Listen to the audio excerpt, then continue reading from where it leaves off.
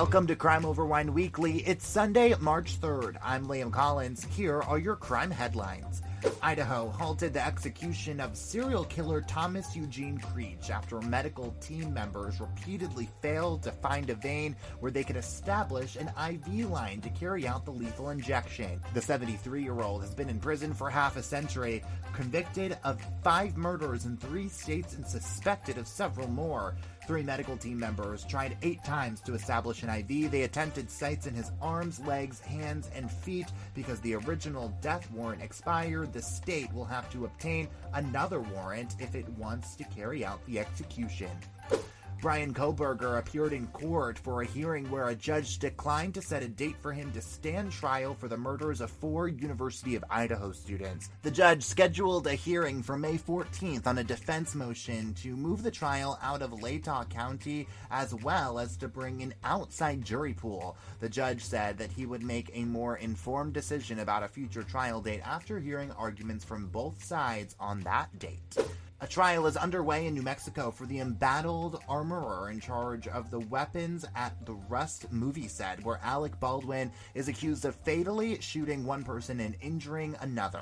Hannah Gutierrez is facing involuntary manslaughter and tampering charges for inadvertently loading a fully functioning .45 caliber revolver with dummy rounds and at least 1 live round, then providing the gun to Baldwin during a rehearsal on October 21st, 2021. Jurors saw footage of the Rust armorer being interviewed by law enforcement hours after cinematographer Helena Hutchins was fatally shot on the set of the Western movie.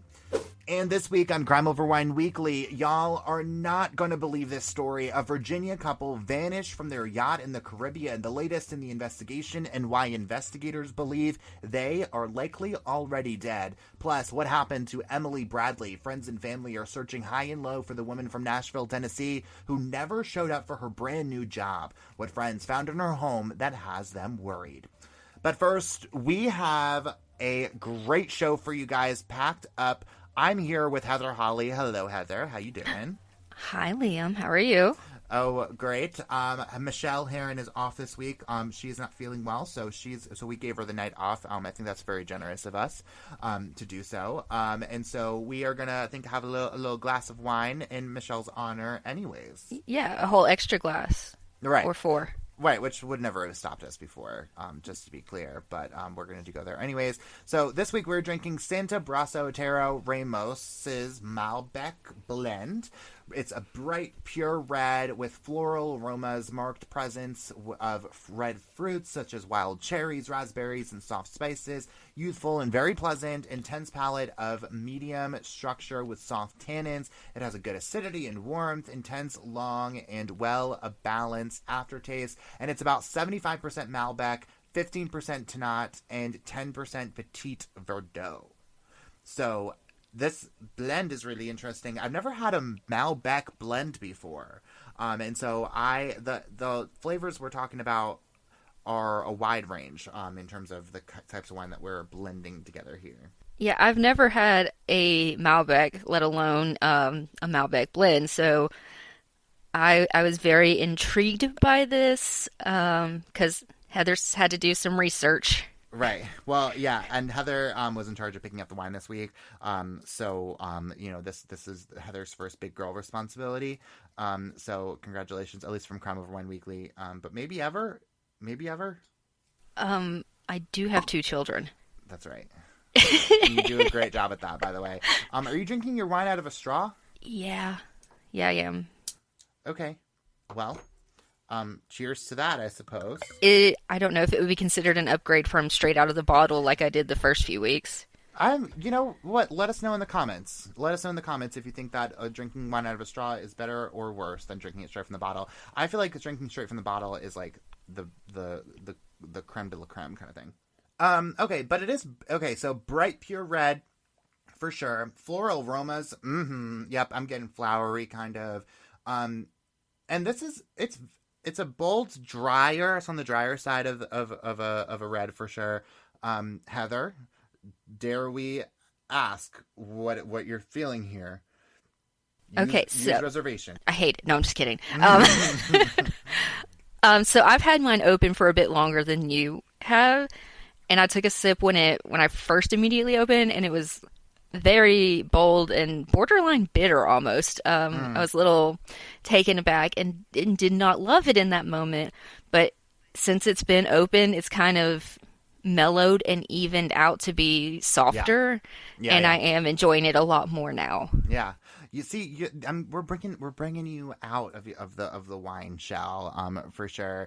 I do enjoy this quite a bit, actually, and I really wasn't sure if I was going to because the label screams like, really sweet reds, and which I'm not typically interested in. But I am actually really liking this one. It's giving a lot of really good flavors. Yeah, and I liked how the label kind of gave me circus vibes. That was fun. This is fair. Yeah, and you know what too? Because it's a very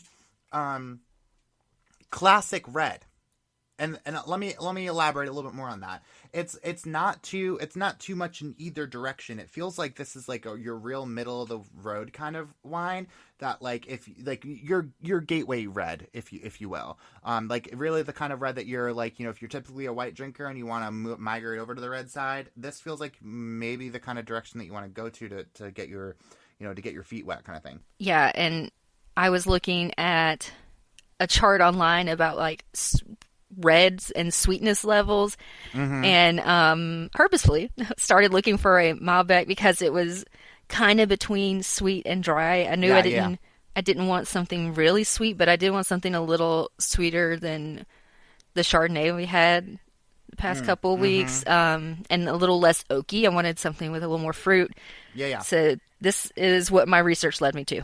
Yeah. Well, man, you did a lot more homework. I usually just walk around the store and say, that looks good, and pick it up, and say, Heather, when can I meet you? So I'm glad you're taking your wine responsibilities very seriously. I'm proud of you. Thank you. I am using it as a learning moment. Yay. Okay, I could cry. Don't. Well, let's talk about the case of the week from this past Wednesday.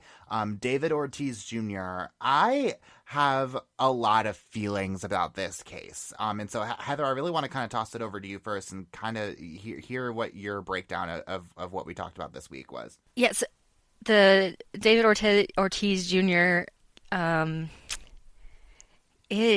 It's another one of those heartbreaking cases where it's like it seemed like he was going to turn his life around and things were starting to go his way.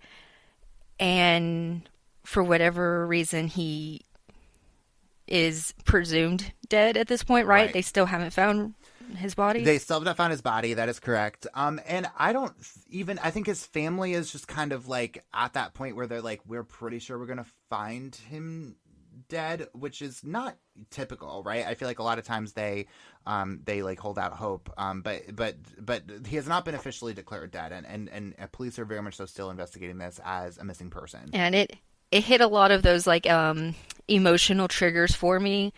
It was Halloween. It's my favorite holiday. He was out having such a good time and celebrating that he won the right to have visitation with his child, and all these things that were positives were just wrecked.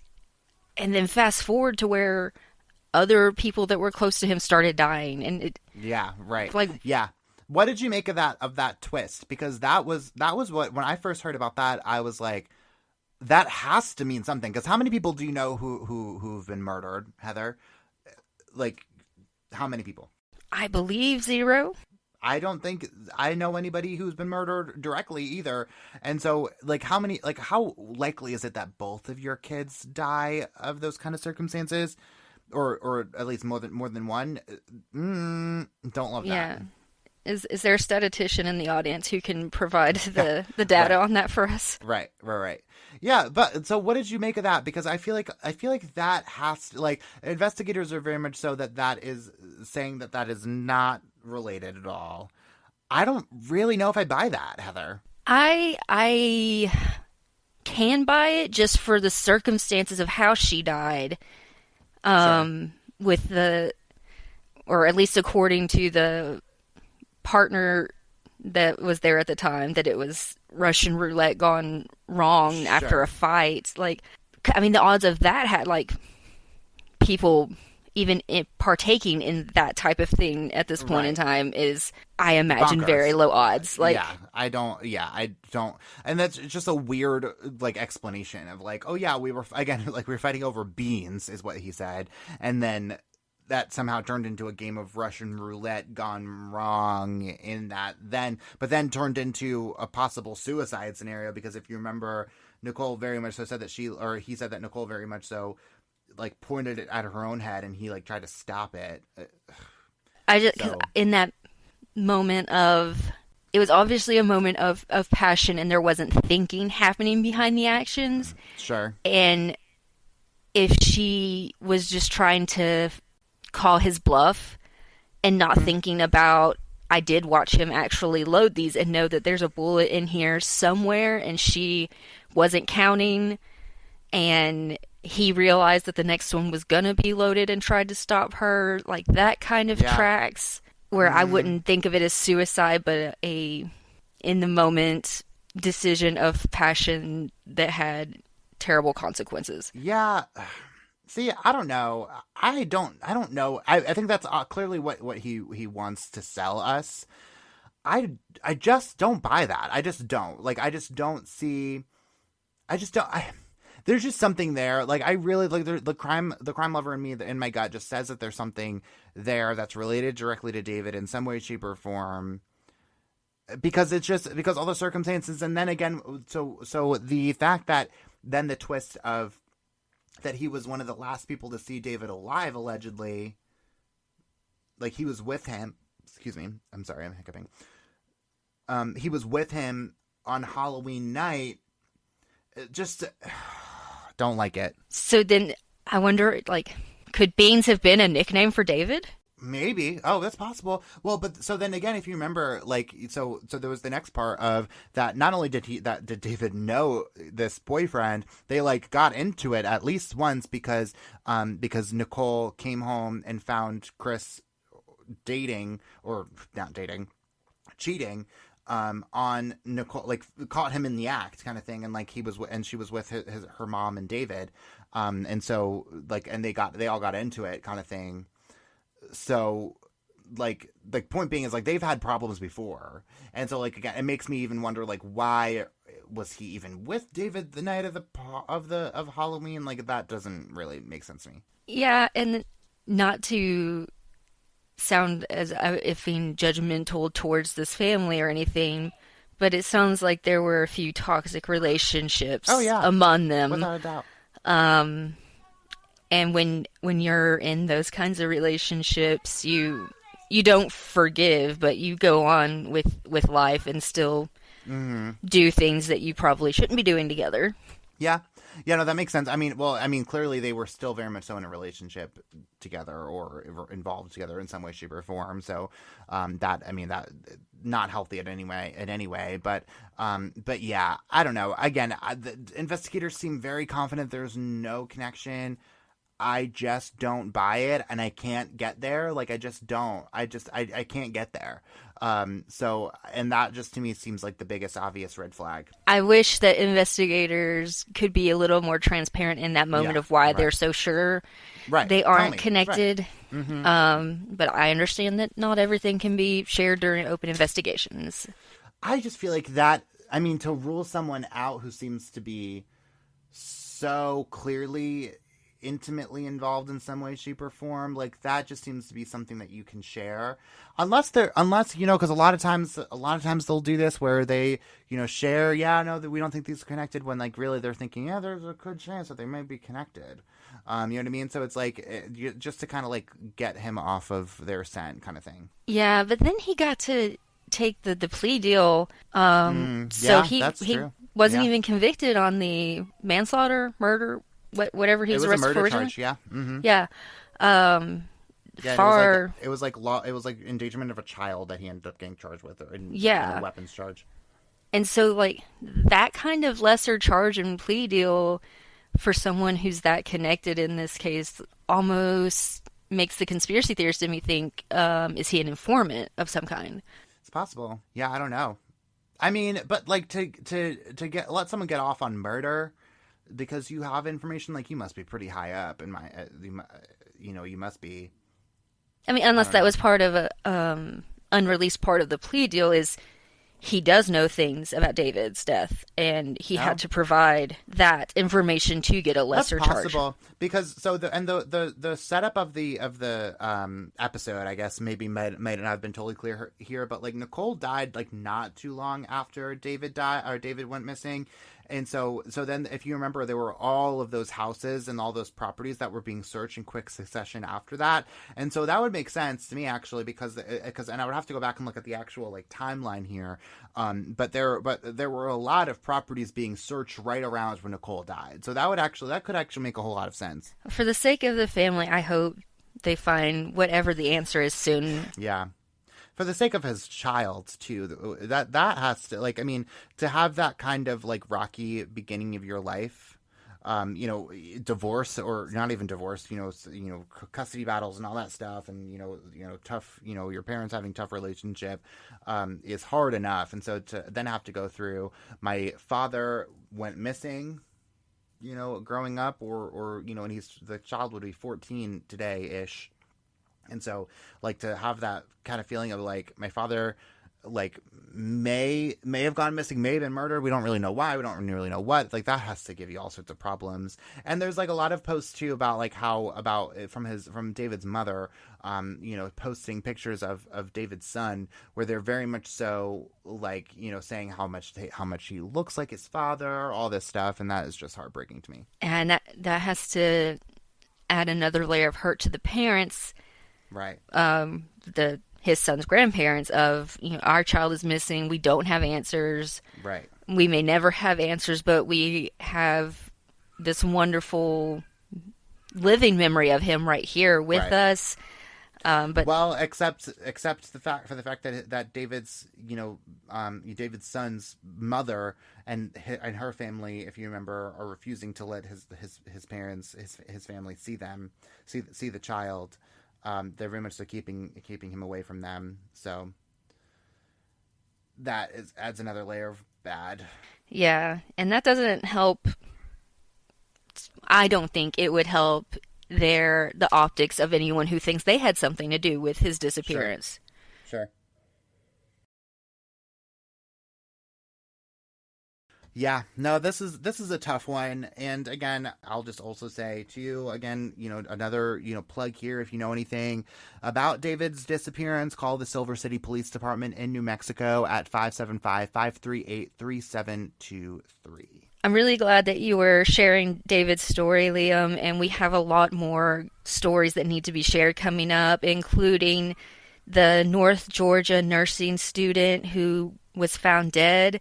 We're going to share some of those gruesome details that came out this week from court documents. But first, this past Friday, March 1st, marks 37 years since Sherry Orofino was killed along the Taconic State Parkway in Hudson Valley, New York.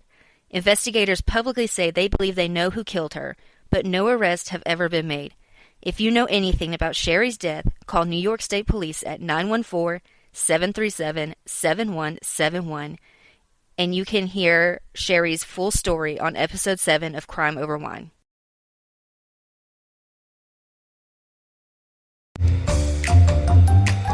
Crime Over Wine is sponsored by BetterHelp. As someone who's used therapy for years, I know that finding a therapist can sometimes be a stress on its own, juggling your full-time job, your family, your friends, your podcast, and trying to find the right therapist on top of that can almost feel impossible. That's where BetterHelp comes in. BetterHelp matches you with a therapist that works for you on your terms. It's online, it's remote, and by filling out a few questions, BetterHelp can match you to one of 33,000 licensed professional therapists in as little as a few days. And because finding a new therapist is a lot like finding a new bottle of wine, if you don't jive with your therapist, you can easily switch to a new one at no additional cost. You can get 10% off your first month of BetterHelp by going to betterhelp.com/crimeoverwine. That's BetterHelp, HELP.com/crimeoverwine for 10% off your first month. Join over 4 million people who decided to get help and get happy with BetterHelp.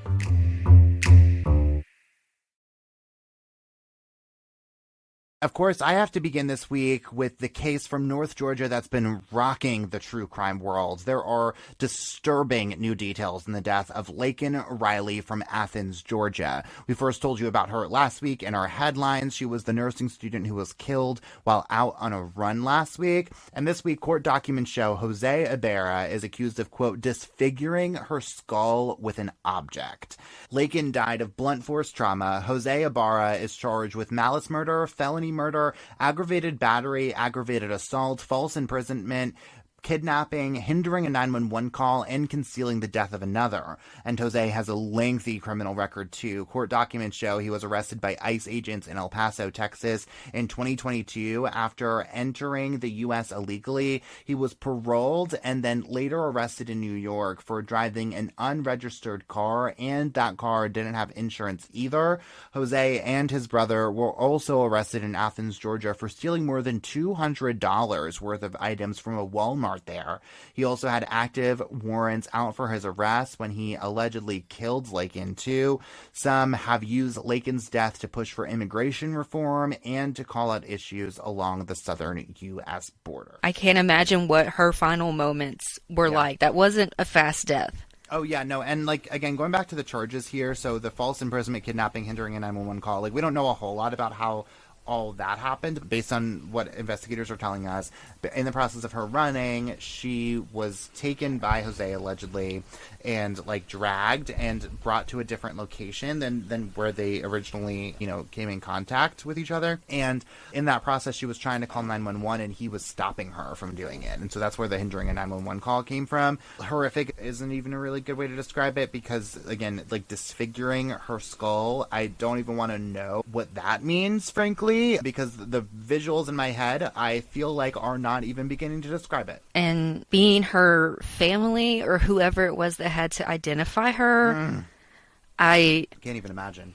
That image is something that they're going to carry the rest of their life. Gosh, yes.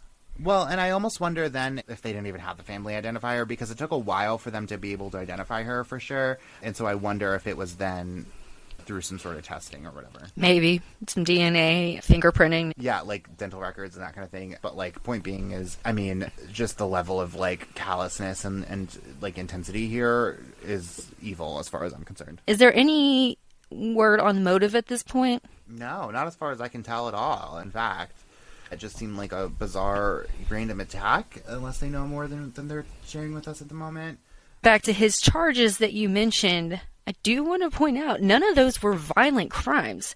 So unless he's just gotten away with this or has killed from his country of origin and wasn't ever arrested for it there, this seems like an odd development to me to go from driving without a license and insurance and stealing $200 worth of products from a Walmart to malice murder. Yeah, no, that's fair. What happened? Yeah, well, that's very fair. Yeah, I mean, there's a lot to be figured out here for sure in terms of how this whole thing happened, where we go from here, and how this community grieves from here. I've seen a whole lot of posts about like parents of college students and like how are y'all doing? Like how are you feeling about, the possibility of this happening to your kid and that kind of thing. The runner concerns are back up again as well. And we haven't heard about for that really so much since Eliza Fletcher, which I think was in 2022. There's a lot of like intersections here for sure. And, Laken's murder certainly touched a heart or two for sure. We're going to keep you all updated as to what happens. All right, Heather, what you got this week? An American couple is believed to be dead after escaped prisoners hijacked their yacht in the Caribbean.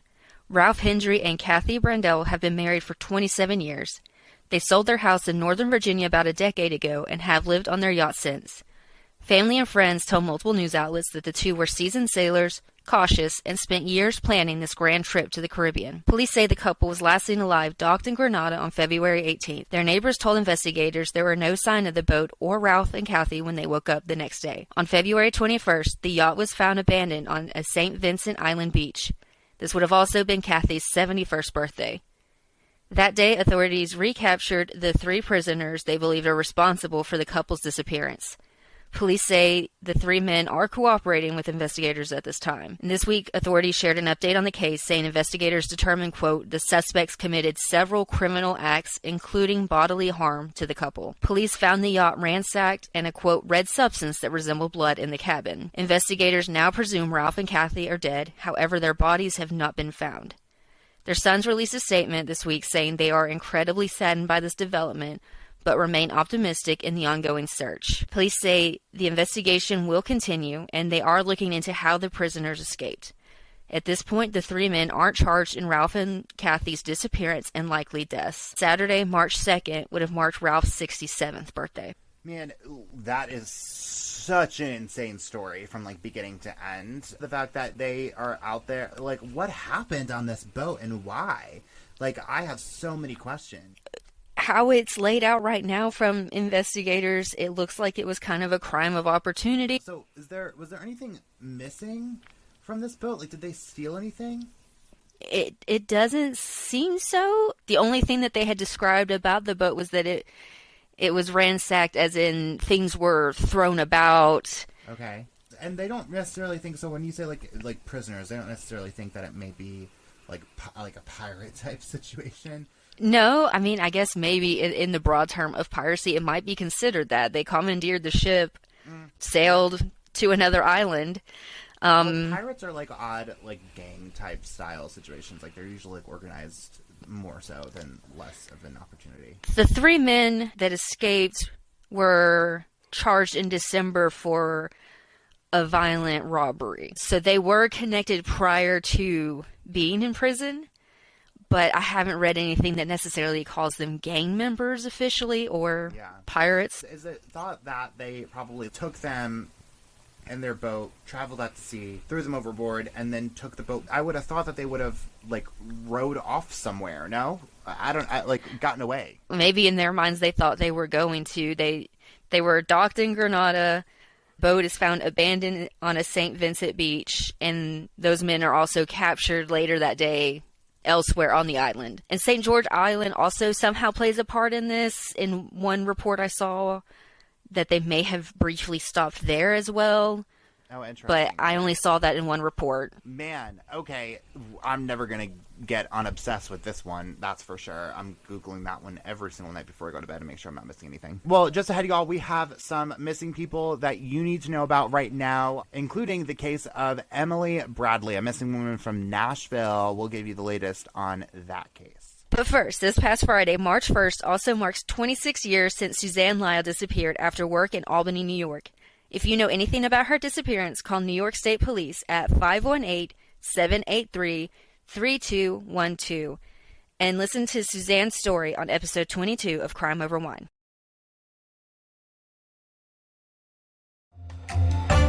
Crime Over Wine is proud to support Emancipet. Unlike episodes of Crime Over Wine, veterinary care shouldn't be a mystery, which is why Emancipet is making vet care affordable and accessible to everyone.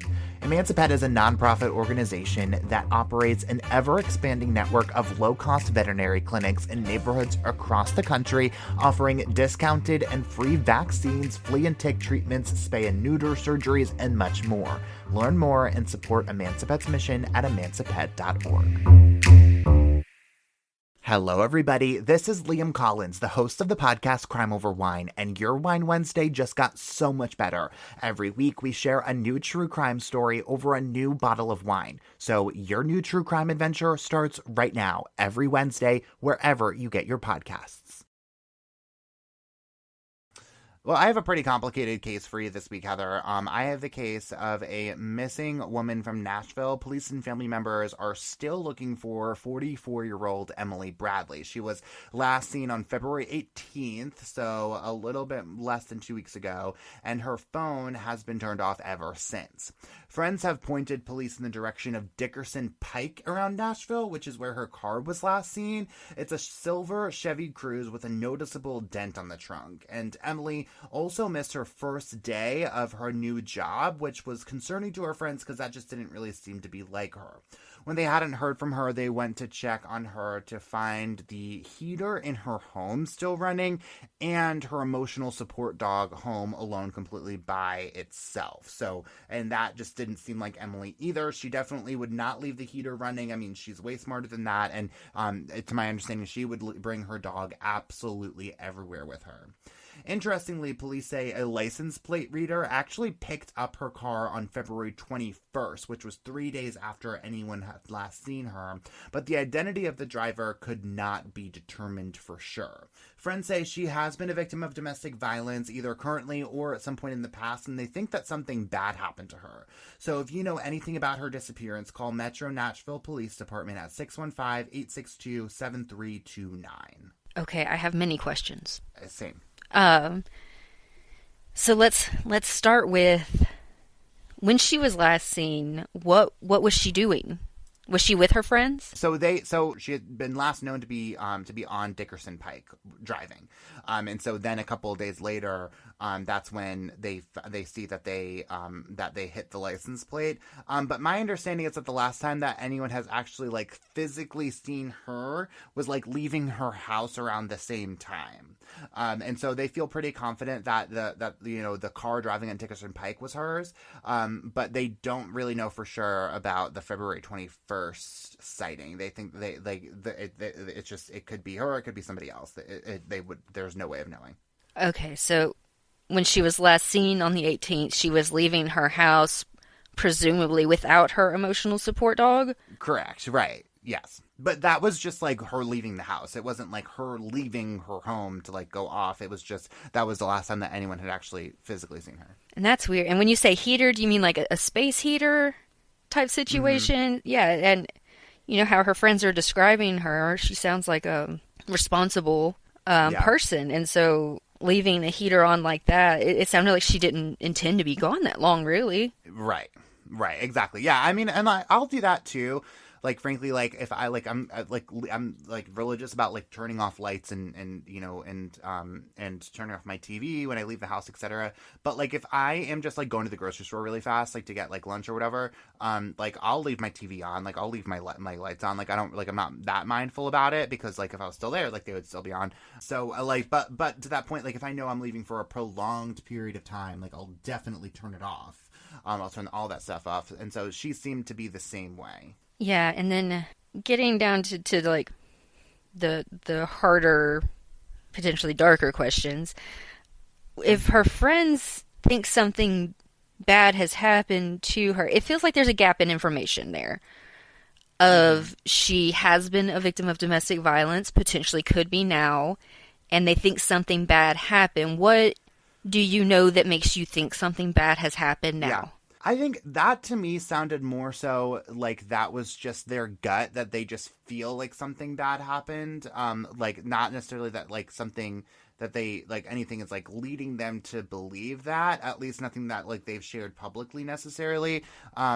Besides the fact that like like there are behaviors that aren't like her, to be like gone for prolonged periods of time, etc. And so that again, that to me, like the notion of like something bad had happened to her, like maybe it's because of like experiences in the past, but like it also could, or current experiences, but it also it just felt like it was just like a like friends just feel like something's just a little bit off here. And have police made any mention of a significant other at this point? Because oftentimes when something happens to someone, that is who is first looked at. Yeah. Nothing that I've seen from police. The only mention of the domestic violence situation came directly from the friends talking to reporters.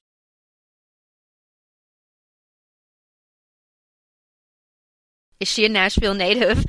Does she have family there? Like, are her parents there? So no, Heather. So her family actually at least lives in Florida now, and they actually came up specifically to search the area and help in the search for Emily. So they're clearly worried enough about it too. To that point. And I should also mention, so Michelle, who's not here this week for unrelated reasons, but Michelle is from the area and actually knows people who know Emily. And so again, I kind of wish that she was here to provide a little bit more color here, but she's out sick. It is kind of weird to me that this has been a little over 2 weeks at this point, and this Mm-hmm. doesn't feel like very much information. I agree. And there's been a lot of reporting around her, though, to be clear. And there's really not a whole lot of stuff. It's really just that she left her home, drove her car on Dickerson Pike, allegedly. Here we are. And then they spotted it using license plate readers 3 days later, or at least they hit on it 3 days later, but they couldn't figure out who was driving it. So yeah, that's really all we know information wise. Heather. Well, I'm sure that you will keep us updated on it, and hopefully we get positive updates soon. Yeah. It'd be nice to have a positive update on Crime Over Wine. But again, I'll just say, if you know anything about Emily's disappearance, once again, we're going to give you that number. It's Metro Nashville Police at 615-862-7329. And that's all that we have for you this week. I do have to say, shorter episode this week since Michelle is out sick. So we're wishing Michelle the best of recoveries, and wish she was here, because Michelle will be, hopefully we edit most of this out, but Michelle will be very disappointed to learn that we completely went off of the rails multiple times while recording this episode. So Michelle, we miss you. Please come back and keep us on track. Yeah, please don't leave me alone with Liam again. This was very hard for me. Anyways, thank you so much for listening, everybody. If you just can't get enough of Crime Over Wine, follow all of us on Facebook, Twitter, and Instagram. And we will see you next Sunday for the next episode of Crime Over Wine Weekly. And we will see you this Wine Wednesday for your regularly scheduled episode of Crime Over Wine.